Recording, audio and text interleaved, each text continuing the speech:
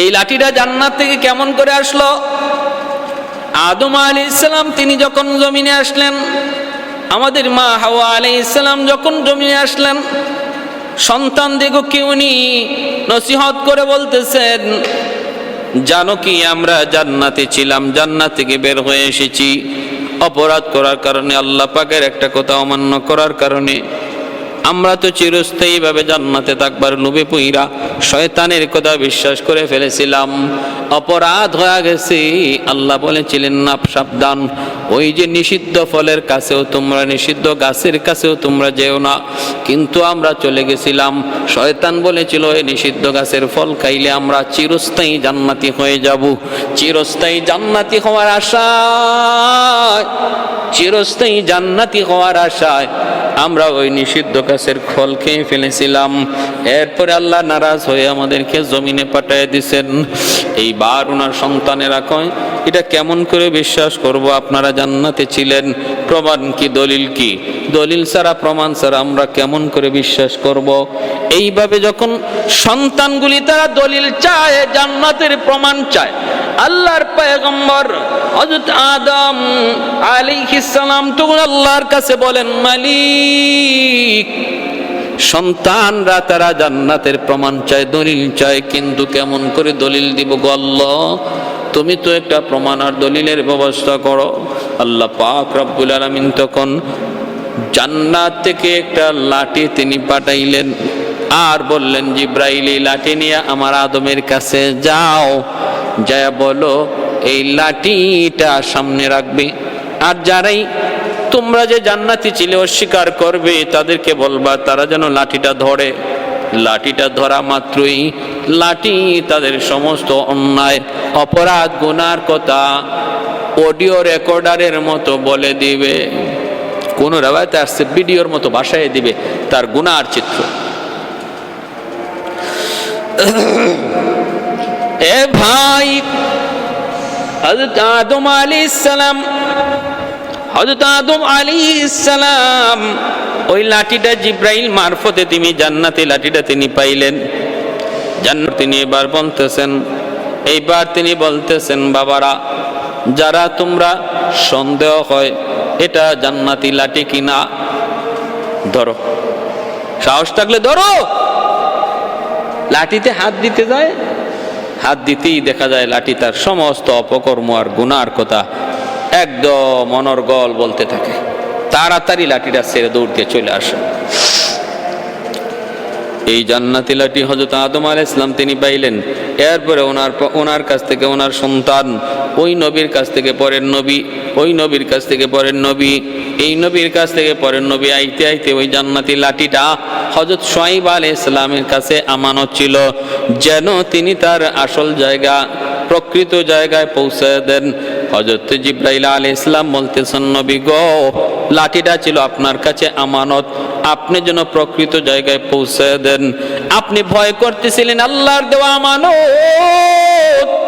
জায়গা মতো না পৌঁছায়া যদি আমি লাঠি আমার জামাইকে দিয়ে দেই তাহলে কি জবাব আমি আল্লাহর কাছে দেব, এই ছিল আপনার ভয়।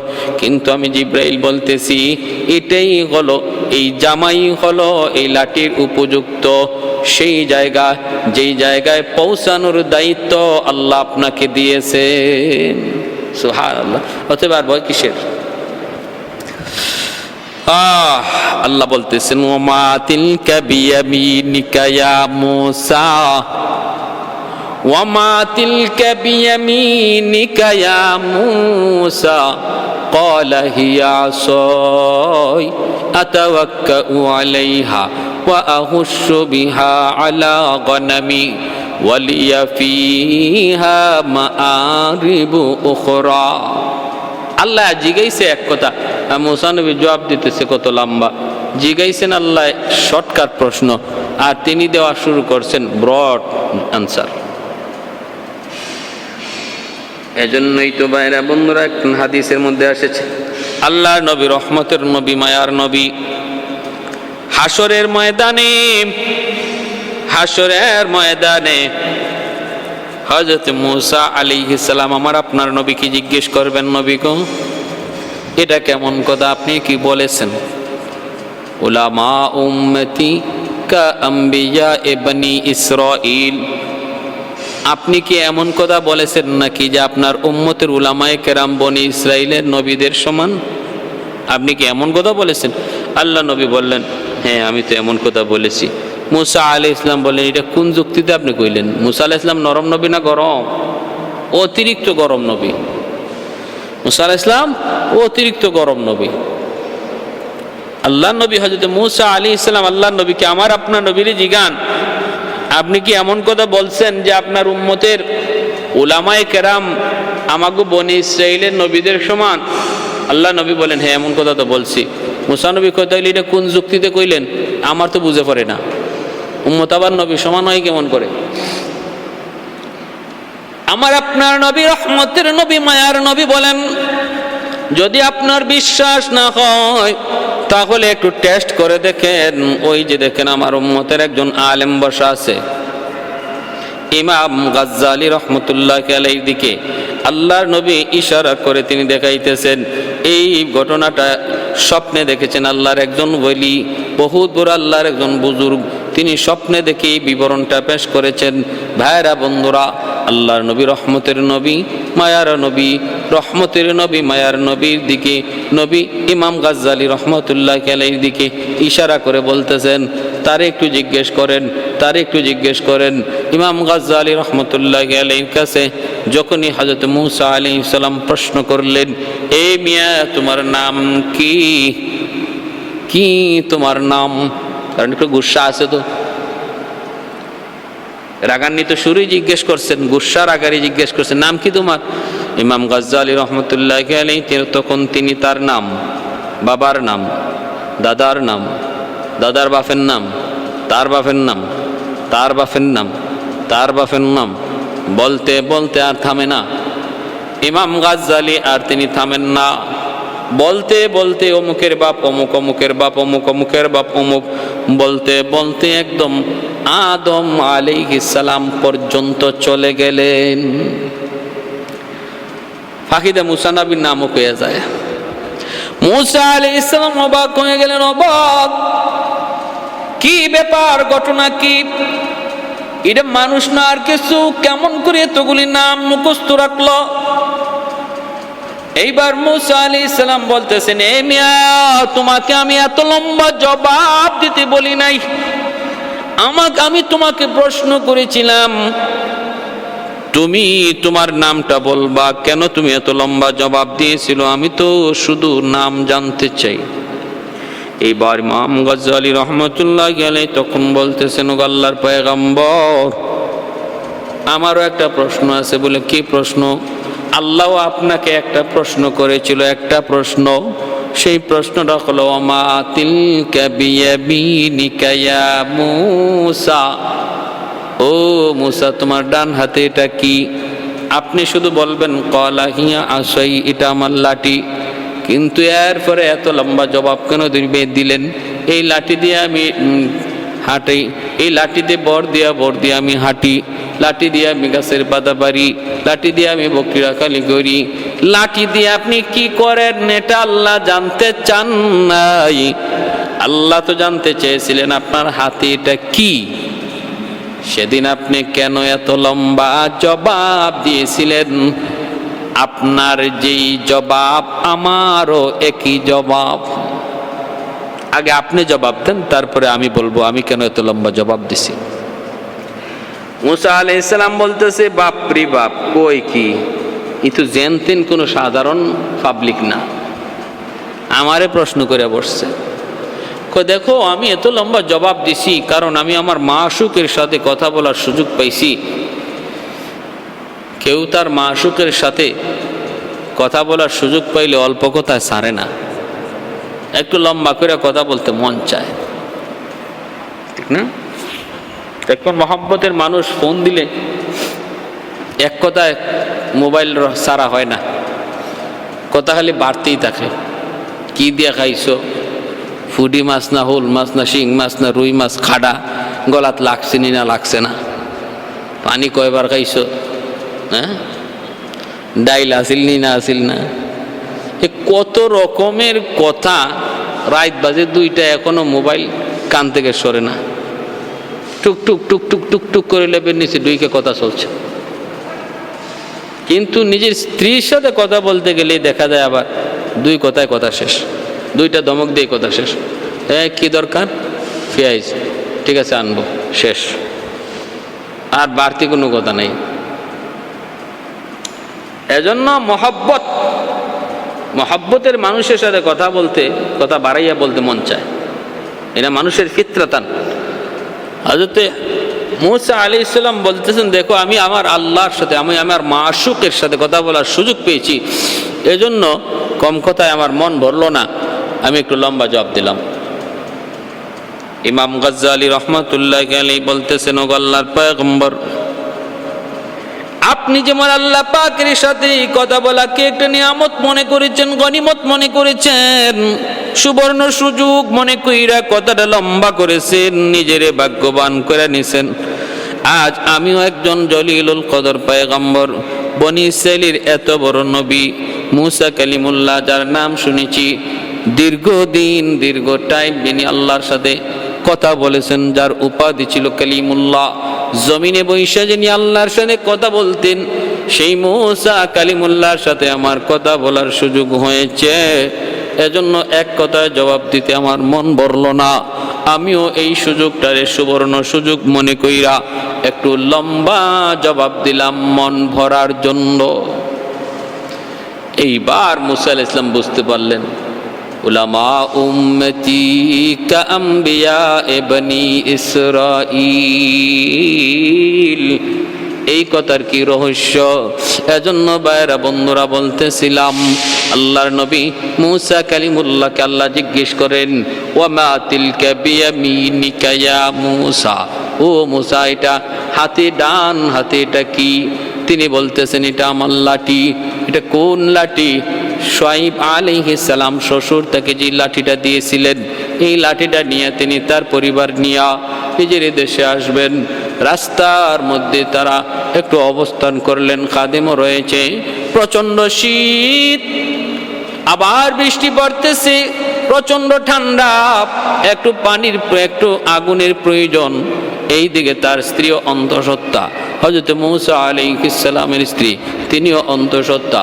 শুআয়ব আলাইহিস সালামের দুই মেয়ের বড় মেয়ে, কারণ এই দুই মেয়ের বড় মেয়ে, তিনি আল্লাহ হযরত মূসা আলাইহিস সালামের ব্যাপারে বাবার কাছে সার্টিফিকেট দিয়েছিলেন, বাবা গো, একটা যুবক আজ আমাদেরকে পানি পান করায়া দিছে, আমাদের উটগুলিকে সে এরকম কুয়া থেকে পানি পান করায়া দিছে, যেই কুয়াটা থেকে বালতি উঠানো 40 জন পুরুষের প্রয়োজন, ওই কুয়া থেকে সে একাই বালতিটা উঠাইয়া আমাদের উটগুলিকে পানি পান করায় সে আগে ভাগে বিদায় দিছি। এজন্য আমরা আজকে আগে চলে এসেছি। বাবা, আপনি ওই যুবকটারে আমাদের বাড়িতে আইনা কাজের জন্য রাখতে পারেন, সে বড় বিশ্বস্ত, সে বড় শক্তিশালী, সে বড় শক্তিবান। কারণ মূসা আলাইহিস সালাম তিনি একবারও তাদের দিকে নজর করে তাকান নাই। যখন তিনি বলছে, সফুরা তিনি যখন বলছেন যে বাবা এরকমভাবে একটা যুবক আমাদেরকে আজকে আমাদের উটগুলিরে পানি পান করে দিছে, তো শুআয়ব আলাইহিস সালাম বললেন, যাও তারে নিয়ে আসো, তারে যেয়ে বলো আমি তারে খবর দিছি। শুআয়ব আলাইহিস সালামের এরিয়া আর মূসা আলাইহিস সালামের এরিয়া সেটা ভিন্ন ছিল। মূসা আলাইহিস সালাম ছিলেন মিশরে, আর মিশরের সীমান্ত পাড়ি দিয়ে তিনি শুআয়ব আলাইহিস সালামের এরিয়াতে যেয়ে ঢুকছিলেন। কেন? ফেরাউনের ভয়ে, কারণ ফেরাউন ওনাকে হত্যা করার জন্য নির্দেশ জারি করেছিল, আর হযরত শুআয়ব আলাইহিস সালামের এরিয়াতে তিনি যেয়ে ঢুকছিলেন। আর শুআয়ব আলাইহিস সালাম তারে বললেন, মেয়েটাকে বললেন তারে যেয়ে নিয়ে আসো। তিনি যখন যে মূসা আলাইহিস সালামকে নিয়ে আসতেছেন, ওই অবস্থায় মূসা আলাইহিস সালাম বলতেছে, তুমি আমার পিছনে থাকো, আমি তোমার সামনে থাকি, কারণ আমি আমার চোখের উপরে ভরসা রাখতে পারি না। একজন নবী তিনি বলতেছেন বেগানা একজন নারীকে যে তুমি পথ দেখানোর জন্য সামনে থাকার প্রয়োজন নাই, তুমি পিছনে আসো, আমি সামনে থাকি। তুমি সামনে থাকলে আমার চোখ তোমার দিকে চলে যায়, আমি আমার চোখের উপরে কোনো ভরসা করি না, পিছনে চলে আসো। আল্লাহ পাক রব্বুল আলামিন পবিত্র কোরআনুল কারীমের সূরা কাসাসের মধ্যে ঘটনা উল্লেখ করে একজন পুরুষের পর্দা, একজন নারীর পর্দার সংক্ষিপ্ত কথাগুলি, মূল কথাগুলি তিনি এখানে ব্যক্ত করেছেন, উল্লেখ করেছেন। আমার ভাইয়েরা বন্ধুরা, তারপরে ওই মেয়ে যাইয়া শোয়েব আলাইহিস সালামকে বলছিল, বাবা সে যেমন শক্তিশালী তেমন সে বিশ্বস্ত। আমিন, সে বিশ্বস্ত কারণ সে এই করেছে, সে তার নজরটা পর্যন্ত আমার দিকে দেয় নাই। শোয়েব আলাইহিস সালাম খুশি হইয়া মেয়েটাকে বিয়া দিলেন। শর্ত আছিল 10 বছর আমার বাড়িতে কাজ করবা। করছেন, করার পরে বিদায় নিলেন। আর ওই যাওয়ার পথে এরকমভাবে আগুনের সন্ধানে মুসা আলাইহিস সালাম বলতেছেন যে প্রচণ্ড শীত, তো তোমরা এখানে একটু অপেক্ষা করো, দেখি আমি আগুন নিয়ে তালাশ করে পাই। তিনি ওই হাতের লাঠিটা লইয়া আগুন তালাশে মগ্ন বের হয়েছেন। দেখেন পাহাড়ের উপরে কিছু আগুন দেখা যায়। তিনি গেলেন সে আগুন আনার জন্য। সেই পাহাড়টাই ছিল তুর পাহাড়। যায় দেখেন তিনি যত কাছে যান আগুন তত দূরে যায়, তিনি যত কাছে যান আগুন তত দূরে যায়। উনি কাছে যাইতে যাইতে এক পর্যায়ে দেখেন এটা গাছের পাতা ডাল ওইগুলার মধ্যে আগুন জ্বলতেছে। হাত বাড়ান আগুন আনার জন্য, আগুন পিছনে চলে যায়। তিনি ভয় পেয়ে গেলেন। এবার গায়েব থেকে আওয়াজ আসলো, গায়েব থেকে আওয়াজ আসলো, এ মুসা, মুসা তুমি যারা আগুন ভাবতেছো এটা আগুন নয়, এটা আমি আল্লাহর নূর। আমি আল্লাহর নূর। যেই পাহাড়ের মধ্যে তুমি এসেছো এই পাহাড় জানতেন কোন পাহাড় নয়, এটা একটা পবিত্র তুর পাহাড়। ফাখলা নালাইক ইন্নাকা বিল ওয়াদিল মুকদ্দাসি তুয়া, জুতাটা খুলে রাখো রে মুসা, এটা একটা পবিত্র পাহাড়। আমি তোমাকে নবুয়তি দান করলাম, নবুয়ত চাও, নবুয়তের দাওয়াত লইয়া তুমি ফেরাউনের কাছে যাও। মুসা আলাইহিস সালাম তুর পাহাড়ে নবুয়ত পাইলেন। এরপরে বিবিকে নিয়ে তিনি রওনা দিলেন। বিবিকে ওইখানে রাইখা তিনি তখন ফেরাউনের দরবারে দাওয়াত নেওয়ার জন্য ভাই হারুনকে আল্লাহর কাছে চাইলেন, আল্লাহ আমার ভাই হারুনকে আমার সাথে দিয়ে দাও, কারণ সে সুস্পষ্ট, কথা তার সুন্দর, ভাষার মধ্যে কোনো বেজাল নাই। মুসা নবী তার কথার মধ্যে কিছুটা বাস্তব। ওই যে শিশুকালে ফেরাউন পরীক্ষা করছিল চটটা বুজ্জা মারছে না বুজ্জা মারছে, আর এতে করে একটা আগুনের আংরা মুখে দিছিলেন, টুটটা পুড়ে গেছিল অগ্রভাগ, কথা বাস্তব। এজন্য হারুন আলাইহিস সালামকে ইনি চাইলেন আর বললেন, হুয়া আফসাহু মিন্নি, আল্লাহ আমার ভাইয়ের কথা সুস্পষ্ট, তারে আমার সাথে দিয়ে দাও। তিনি গেলেন ফেরাউনের দরবারে গিয়া দাওয়াত দিলেন। ফেরাউন দলে বলে ওনার বিরোধী হইয়া হত্যা করার জন্য মুসা আলাইহিস সালামের পিছনে লোক ধরল। মুসা আলাইহিস সালাম রাতের অন্ধকারে বনী ইসরাঈলদেরকে নিয়ে পার হয়ে যাইতেছেন, হ্যাঁ, আর পিছন দিকে ফেরাউনের বাহিনী ওনাকে ধাওয়া করলো। ভাইরা বন্ধুরা, এবার ওই যে লোহিত সাগরের পারে এসে তিনি থেমে গেলেন। পিছন দিকে ফেরাউনের বাহিনী আসতেছে, আর মুসা আলাইহিস সালাম তিনিও সাগরের পারে তার উম্মত বনী ইসরাঈলদেরকে নিয়ে। একদিকে সাগর আর একদিকে দুশমন, পিছন দিকে দুশমন, সামন দিকে সাগর। কি করবেন? সামনে গেলে সাগরে ঝাঁপ দিতে হয়, পিছন দিকে দুশমনের আক্রমণ। মুসা আলাইহিস সালামের সম্প্রদায় বনী ইসরাঈল কয়, মুসা এখন কি করব আমরা? এখন কি করবো? দুশমনের হাতে কল্লা দিতে হবে, নতুবা সাগরে ঝাঁপ দিতে হবে।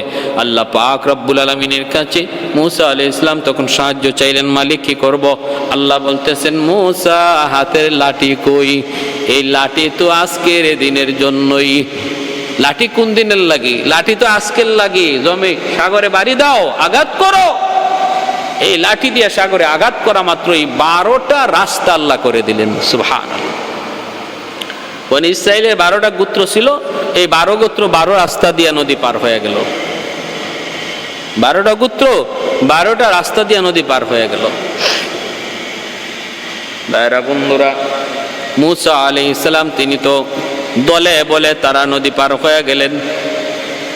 এই দিকে ফেরাউন তার বাহিনী নিয়ে যখন নদীর পারে আসলো, আইসা এসে তো অবাক কাণ্ড, কি ব্যাপারে তো সুন্দর রাস্তা, রেডিমেড রাস্তা হয়ে আছে, এখন কেমন করে পাড়ি দিব আমরা? কয় এরা যেভাবে পার হইছে আমরা এভাবে পার হইব। ফেরাউনের ঘোড়া নামতে চায় না, কারণ ঘোড়া হাইওয়ান হলো, বুঝে গেছে রে ফেরাউন এটা মুসার জন্য রাস্তা, তোর জন্য কবর, তোর জন্য কবর, তুই বুঝলি না। ঘোড়াটা নামতে চায় না, ফেরাউন পিটায় পিটায় ঘোড়াটারে নামাইছে।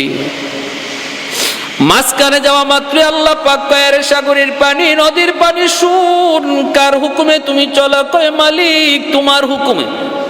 তাহলে আর দেরি করে লাভ নাই, ফেরাউনের বাহিনী সহ তারে তোমরা নদীতে কবর দিয়ে দাও। দুনো দিকের পানি পাহাড়ের মতো যেটা শক্ত হয়ে রয়েছিল রাস্তা বানায়া, এই পানি মুহূর্তের ভিতরে আবার একসাথে জমা হয়ে গেল। সৈন্য সামন্ত সব পানির নিচে সলিল সমাধি হয়ে গেল। ভাইরা যখনই ফেরাউন পানিতে চুবানি খায় তখন কিন্তু কইছিল হায়রি আমি তো মুসার খোদার উপরে ঈমান আনলাম। এই কথা যতবারই কয় কিন্তু জিব্রাইল আমিন তার ওই কাগজটা মুখের মধ্যে তখন চুবানি দিয়ে ডুবায়। জিব্রাইলে আমিন তারে চুবানি দেয় আর ওই কাগজটা তারে দেখায়, কয় তুই নিজেই দেখ কি লেখছিলি। কারণ একদিন জিব্রাইলে আমিন তার রাজ দরবারে মানুষের সুরত দইরা আইসা বলছিলেন, বাদশা যাব না, কোনো গোলাম যদি মুনিবের অবাধ্য হয় তাহলে তার কি শাস্তি হওয়া উচিত? ফেরাউন কয় তারে নদীতে চুবায়া মারা উচিত। কয় কাগজের মধ্যে লিখে দেন। ফেরাউন লিখে স্বাক্ষর করছে। যেদিন সাগরের মধ্যে চুবানি খায়া মরতেছে ওই দিন কয় আমি মুসার খোদার উপর ঈমান আনলাম। আল্লাহ পাক কয় না, এই টাইমে তওবা কবুল হয় না। তওবা কবুলেরও একটা টাইম আছে, ঈমান গ্রহণ করারও একটা টাইম আছে। মরণের সময় সাকরাত শুরু হওয়ার সময় যদি কেউ তওবা করে তওবা কবুল হয় না। তওবা কবুল হয় সাকরাত শুরু হওয়ার আগে। তোর তো এখন সাকরাত শুরু হয়েছে, এখন ঈমানের কোনো মূল্য নাই। জিব্রাইলে আমিন পানিতে চুবানি দেন। ফেরাউন কয় আমারে মারবা তো মারবা, আর কোনো পদ্ধতিতে মারলে তো পারতা, এভাবে কেন পানিতে চুবাইয়া মারো কেন? জিব্রাইল আমিন তখন কাগজটা দইরা দেখান, কয় দেখ তুই নিজে লেখছিলি যেই গোলাম তার মালিকের অবাধ্য হয় তার কি শাস্তি হওয়া উচিত, পানিতে চুবাইয়া মারা। এটা তোর আদেশ, এটা তোরই নির্দেশ, স্বাক্ষর তোর রয়েছে, এজন্য তোর মৃত্যুটাও হবে পানিতে চুবাইয়া। এই সেই লাঠি, যেই লাঠি দ্বারা হযরত মুসা আলাইহিস সালাম সাগর পাড়ি দিয়েছিলেন, 12টা রাস্তা হয়েছিল। যেই লাঠিটা তিনি ফেরাউনের রাজ দরবারে রাখছিলেন, আর ফেরাউন সমস্ত জাদুকরকে হাজির করছিল। জাদুকরকে হাজির কইরা বলছিল যে মুসা তুমি আমার জাদুকরদের সাথে মোকাবেলা করো। মুসা আলাইহিস সালাম বললেন ঠিক আছে, তোমাদের যা আছে দেখাইবার দেখাও। ওরা হাতের রশিগুলা ফালাইছে, সবগুলা রশি সাপ হইয়া নাচানাচি করতেছে। আল্লাহ পাক রাব্বুল আলামিন কয় মুসা তোমার হাতের লাঠি ফালাইয়া দাও, ভয় পাওয়ার কিছু নাই। মুসা আলাইহিস সালাম হাতের লাঠি ফালাইয়া দিয়েছেন, সাথে সাথে হয়ে গেছে বিশাল বড় অজগর সাপ। অজগর সাপ ওই হালে হা করছে, চুম্বকের মতো ওই জাদুঘরদের ছোট ছোট সাপগুলি ওই অজগর সাপের পেটের মধ্যে ঢুকতে লাগলো। মুহূর্তের ভিতরে সবগুলি জাদুকর কালেমার পরে মুসলমান হয়, কিন্তু ফেরাউনের কপালে ঈমান নাই। ফেরাউন মুসলমান হয় না, জাদুকররা ঈমানদার হয়ে যায়। এই সাধারণ কোনো মানুষের পক্ষে এত বড় জাদু দেখানো সম্ভব না। অতএব মুসা আল্লাহর পয়গম্বর। এই লাঠি বর্তমানে কোথায় আছে, কোন অবস্থায় আছে, এটা কেউ জানে না। ইতিহাস এবং কোরআন হাদিস এই ব্যাপারে সম্পূর্ণ নীরব। এর কোনো তথ্য নাই, কোনো তথ্য পাওয়া যায় না, কোথায় আছে, কোন জায়গায় আছে। হযরত মুসা আলাইহিস সালামের কবরস্থানটা কোথায়, কোন জায়গায়, এটাও ইহুদিরা সঠিকভাবে জানে না। এক রওয়ায়াতে এসেছে হযরত মুসা আলাইহিস সালাম তিনি মৌতের সময় মালাকুল মৌত আজরাইলের সাথে যখন অপ্রীতিকর একটা ঘটনা ঘটে গেল, আজরাইল আলাইহিস সালাম অসুস্থ অবস্থা আল্লাহর কাছে গেলেন। আল্লাহ পাক তখন জানতে চাইলেন মুসা কেন এমনটা করছো, বলে মালিক এই কারণে। এরপরে আল্লাহ পাক যখন আজরাইল আলাইহিস সালামকে পাঠাইলেন, যাও যাইয়া মুসাকে বলো যে দুম্বার উপরে হাত রাখলে যেই পরিমাণ পশম হাতের নিচে পড়ে, এতদিন পর্যন্ত যদি সে দুনিয়াতে বাঁচতে চায় হায়াত দেয়া হবে। মুসা আলাইহিস সালামকে আল্লাহ এরপরে কি বলে, এরপরে মরণ, এরপরে যখন মরতেই হবে তাহলে আমি এখনই রাজি।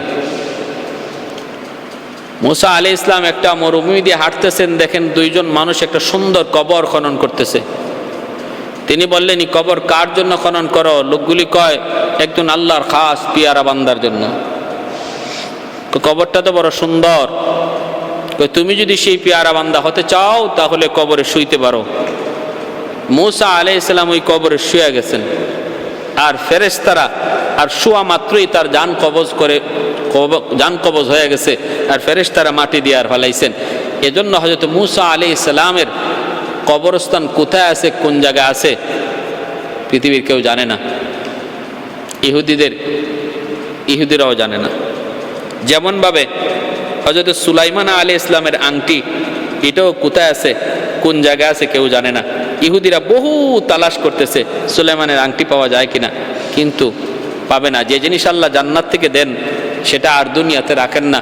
যার কাছে দেন তিনি চলে যাওয়ার পর, নবী চলে যাওয়ার পর নিয়ামত আল্লাহ উঠায় নেন। এই লাঠি আল্লাহ উঠায় নিয়ে গেছেন। ভাইয়েরা, বন্ধুরা, এজন্য বলতেছিলাম আল্লাহ পাক রব্বুল আলামিন সমস্ত নবীদেরকে নবুয়তের সাথে কিছু মুআজিজা দিয়েছিলেন।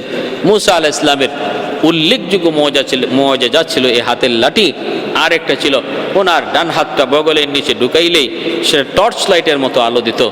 এই উল্লেখযোগ্য দুইটা, আরও অনেকগুলি মুআজিজা হযরত মূসা আলাইহিস সালামকে আল্লাহ দান করেছিলেন। শেষ পর্যায়ে হযরত মূসা আলাইহিস সালাম বনি ইসরাঈলদেরকে নিয়ে ফেরাউনের এই এলাকা ছেড়ে চলে গেলেন, আর ফেরাউন এই লোহিত সাগরে সলিল সমাধি ঘটল।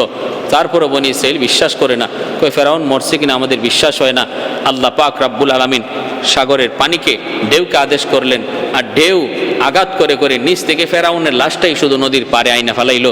তখন তার নিজের চোখে দেখলো বনি ইসরাঈলে এই জালেম মরছে, আর আল্লাহ রব্বুল আলামিন তার লাশটারে এই মিশরের পিরামিডে এই মমি বানায়া আল্লাহ পাক রব্বুল আলামিন কুদরতিভাবে তার লাশটাকে পৃথিবীর মানুষের জন্য নিদর্শন বানায় রেখে দিয়েছেন। জুলুম যে যাই করো, ফেরাউনের থেকে বড় জালেম তুমি হতে পারো নাই। তারও আমি আল্লাহ, তার পরিণতি কেমন নির্মম ছিল সেদিকে একটু তাকাও। অতএব নিজের অহংকারের উপরে কখনো ভরসা করে আমি আল্লাহর ধরা থেকে বাঁচার কল্পনার স্বপ্ন দেখে কোনো লাভ নাই। ফেরাউন আমার ধরা থেকে বাঁচতে পারে নাই, নমরুদ আমার ধরা থেকে বাঁচতে পারে নাই, সাদ্দাত কারুন আমি আল্লাহর ধরা থেকে বাঁচতে পারে নাই। অতএব কোনো জালেম আমার ধরা থেকে বাঁচবে না। আল্লাহ তার দেহটাকে নিদর্শন বানায় রাখছেন। আল্লাহ আমাদের সবাইকে সর্বদা আল্লাহ পাকের কাছে বিনয়ী ভাব নিয়ে সর্বদা আল্লাহর কাছে নিজেকে আল্লাহর একজন গোলাম হিসাবে প্রমাণ করার তৌফিক আল্লাহ দান করুন। ওয়া আখির দাওয়ানা আনিল হামদুলিল্লাহি রাব্বিল আলামিন।